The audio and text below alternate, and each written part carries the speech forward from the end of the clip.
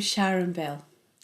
The question that I want to try and help to answer today is how to choose the best programme for your ABRSM practical performance exam, whether that's the face-to-face exam or whether that's the pre-recorded digital performance exam.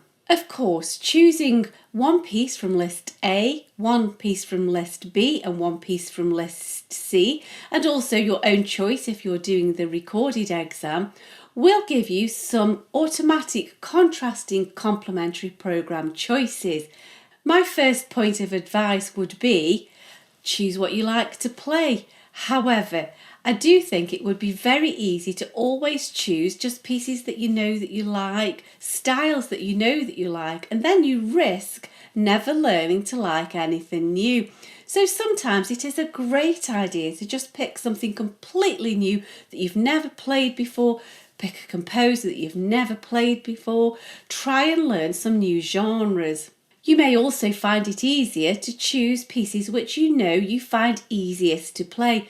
You may find that certain styles automatically come easier to you than others. And if time is of the essence and you really haven't the time to battle against that, then maybe you need to choose something that you know you will find easier. However, again, it would be a shame to always do that, and sometimes it's a good idea to just try something different, try something challenging.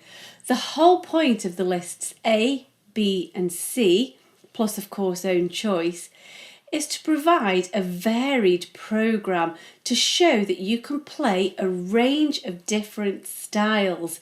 If you tend to play all kind of slow legato pieces, then you're not showing that you've got the aptitude to play a different style, a different technique, demonstrating different ability on your instrument.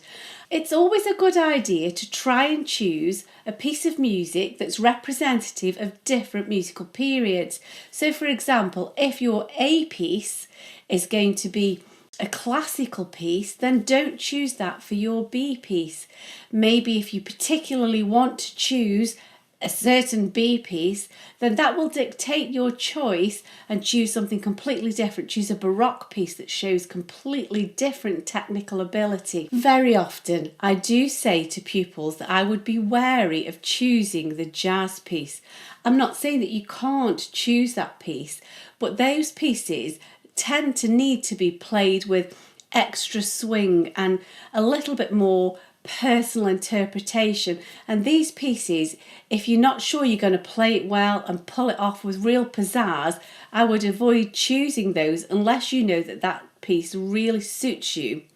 Unless, again, you've got time on your side and you can really give some time to getting into that different jazz style of playing or blues. Very often the C piece can be a bluesy piece, which takes quite a bit of extra effort to swing those rhythms. Again, if you've got time and you dare try something different, that would be a great idea. My final point is, and this I think is the golden nugget in all exam choices, it would be a great idea to choose something completely different, completely outside of the norm. And this is where I try and encourage my pupils to sometimes be brave and take on a really bizarre 20th century piece, something that would be quite outside your usual style of playing, something that you wouldn't ordinarily listen to. And I do think this is great for many different reasons. On the one hand, it's a good idea to choose one of these more obscure 20th century, quite dissonant atonal pieces, because I do think that this gives the examiner a treat. Give them something that they don't often hear. I am sure that very often, especially towards the end of an exam period, when a syllabus is coming to an end, I am sure that the examiner must get really weary of hearing the same blues piece, the same kind of pop ballad style piece over and over and over again.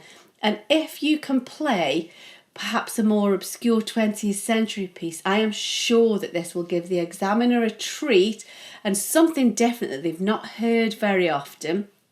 I also think that it shows that you are willing to try new things and that you're open to new musical ideas of expression. There is so much choice, and at the end of the day, so long as you fulfill the syllabus criteria, you can choose anything that you like. Nevertheless, do be careful to not fall into the trap of always choosing the same style of piece, because that way you will become railroaded onto a track of only ever playing a certain sort of piece of music.